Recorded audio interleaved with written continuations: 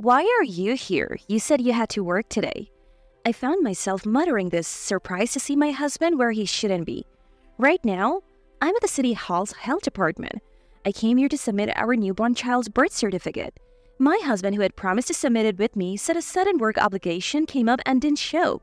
So he shouldn't be here. While the clerk was checking if there were any errors in the birth certificate, I couldn't take my eyes off my husband. Perhaps because it's early in the morning, there aren't many other customers? Because of this, I could clearly hear my husband's voice at a counter a short distance away. Although hidden from view by my husband, it seems like there's a woman right next to him. I saw the clerk handing over a small booklet. Thank you for registering for the program aimed at pregnant women. I gasped. I began to suspect my husband might be having an affair with this woman. After all, the only men who normally accompany women to these programs are their husbands. Perhaps the father of the unborn child might accompany, but the woman and my husband didn't seem to have an age gap big enough to be father and daughter. My husband doesn't have sisters, so the possibility of her being a relative seemed unlikely. Our first child is due next year. Oh, I can hardly wait. My husband said this with a smile. Then, what about the child I struggled to give birth to? My name is Amelia. I'm 37 years old. I handle secretarial and miscellaneous tasks at the company run by my husband Nolan, who is 3 years my senior. Nolan and I met almost a decade ago and started dating. Back then, Nolan was just a regular employee at a corporation, as was I. But after Nolan proposed, I left my job at his request. The reason I resigned from the company was because of Nolan's wish. I'm thinking of starting my own company. I want you to quit your current job and help me with mine. I want you to support me in both my personal and professional life. Will you marry me? The idea of starting a business, asking me to leave my job, and proposing marriage, it was all so overwhelming, but I loved Nolan, so I agreed to everything. Understood. I'll support Nolan with all my strength. Nolan often talked about wanting to start a business, so I somewhat anticipated this future. Amelia, thank you. I knew you would say that. Nolan was overjoyed, and so we got married and I left the company I had been with since graduating college to help with Nolan's business. We worked tirelessly together to get the company off the ground. Initially, Nolan frequently expressed gratitude to me, but gradually, he began to adopt a condescending attitude. I'm taking care of you, I'm providing for you, and giving you a job. You should be more grateful. He started making such patronizing comments and looked down on me. Yet I couldn't bring myself to dislike him, as he was once the man I loved, so I just endured it. The company's finally stable, so let's think about having kids. You're getting close to 35 after all. We began considering children, but after a year of trying without success, we started visiting a fertility clinic. It was tough, but at 37, I finally got pregnant. Nolan fully cooperated with the fertility treatment and we both worked hard at it, so when I found out I was pregnant, I was truly overjoyed. Nolan was also very happy about it. Yes, we're finally going to have a baby. Nolan was moved to tears. Then he began to express more concern for me, saying, You must not overdo it until the trimester of stability.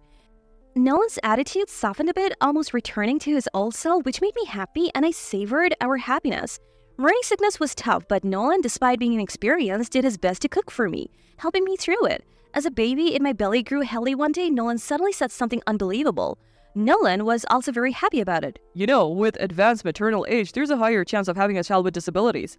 Maybe we should not go through with a pregnancy? I couldn't believe my ears at his sudden suggestion. What? What did you just say? I mean, since advanced maternal age is risky, let's give up on having the child. I felt a surge of anger at Nolan's words. How can you say that all of a sudden? This child is alive. We can't just give up on it. What do you think a life is? Stop joking around. When I shouted, Nolan fell silent and stopped speaking. In my anger, I didn't speak to Nolan for the rest of the day and stayed in my room. The next day, Nolan said, Sorry about yesterday, but it felt insincere. Even though he was so happy when I got pregnant, I wondered why his attitude changed so suddenly.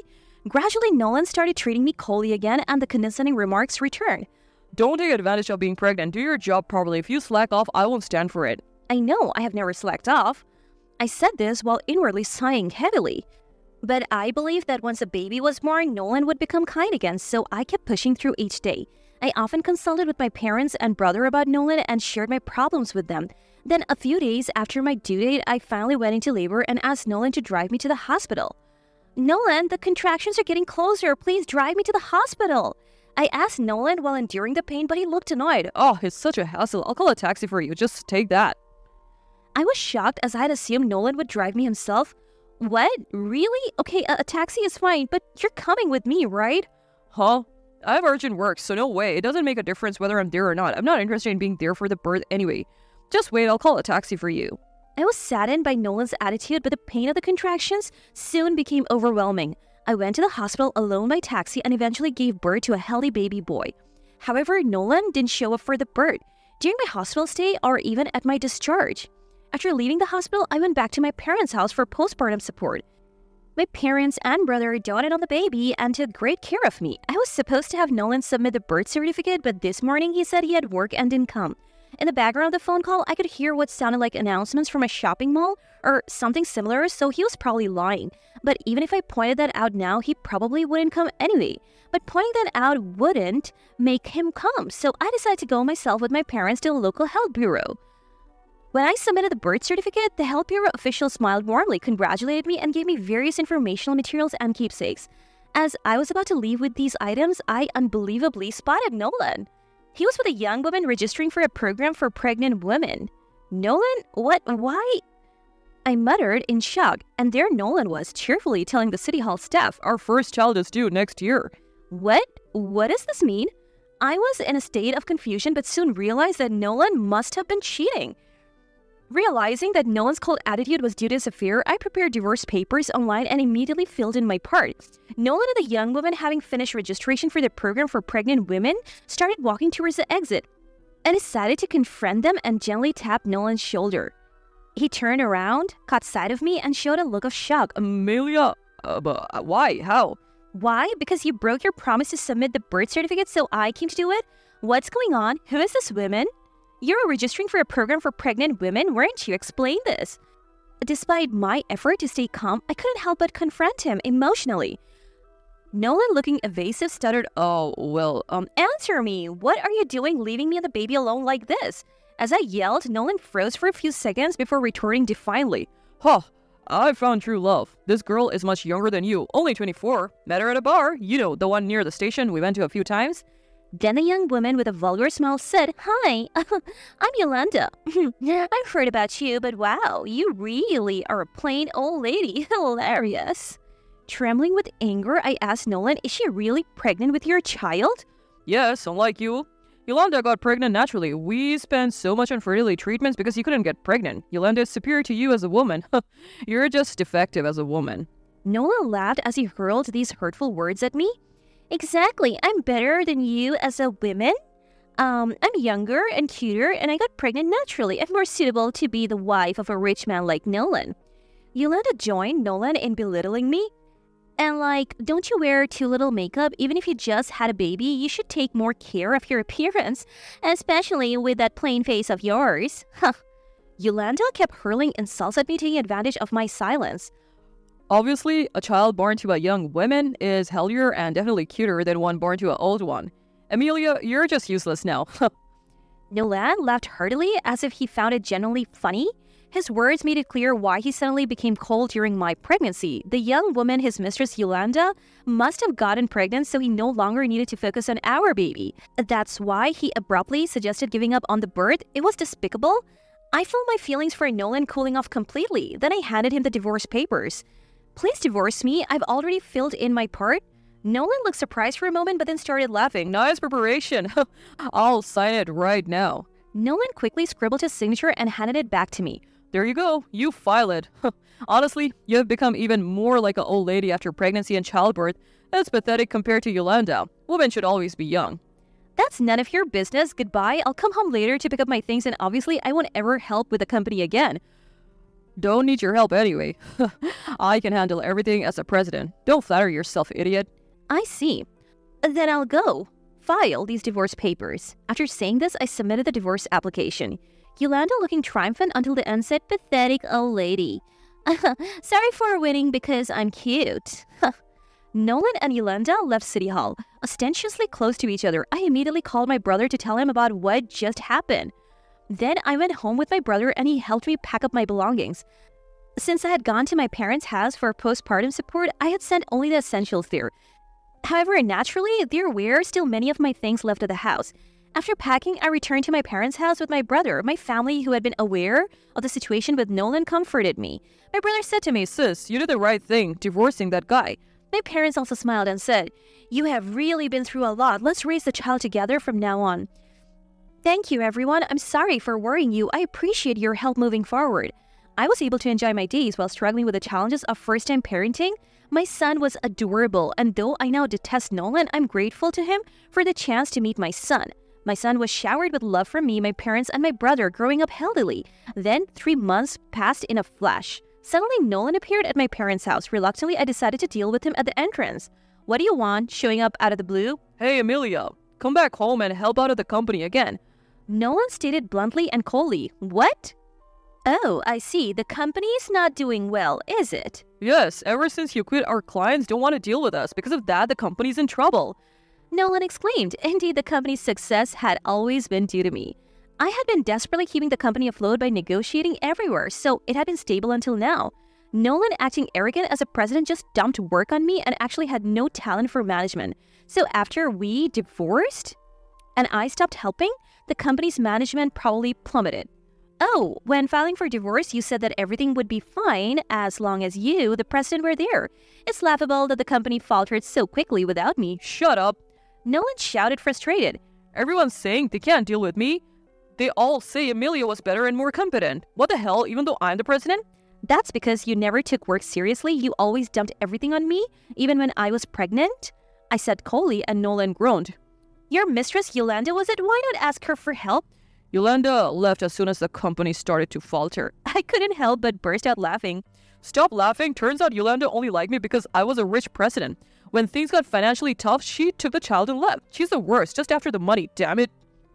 Nolan spat out hatefully, then suddenly started pleading in a whiny voice. Look, I really only need you, Amelia. Come back home. If you come back to the company, I think we can turn things around. Everyone says they listen to you. I need you, Amelia, please. I'll apologize for everything. "Don't just say whatever is convenient for you. There's no way I'm coming back. I don't care about the company. You're the president, so you figure it out and stop with that disgusting pleading voice." I firmly refused. Don't be like that. Bring the child too. By the way, what's the gender again? A girl, right? I sighed heavily. I had already texted him the gender at birth, but Nolan couldn't even remember that. "You are really the worst. No matter what you say, I'm not coming back and I won't let you see the child. Also, I'll soon be claiming alimony from you and Yolanda in the divorce court." What? Compensation in the divorce court? What do you mean by compensation in the divorce court? Nolan exclaimed in disbelief. "Why are you surprised? It's natural to claim compensation for a divorce caused by infidelity. I've been busy with a newborn, but still managed to hire a lawyer and the process is already underway. I'll be filing the claim soon." Wait a minute. Compensation in the divorce court? I'm in trouble with the company right now and my savings are nearly gone. "That's not my problem. I have the right to claim compensation in the divorce court. If you're going to fuss about it, I'll also claim child support, okay?" Nolan, looking like he wanted to say something, just opened and closed his mouth. "I didn't claim child support because I didn't want you involved with our child, and I had no intention to. But I was advised by my lawyer that child support is a right for the child, so I've decided to claim it. If you keep fuzzing, maybe I should ask for it all at once. That way there's no risk of you stopping payments midway." Hey, that's impossible. Please don't make those claims.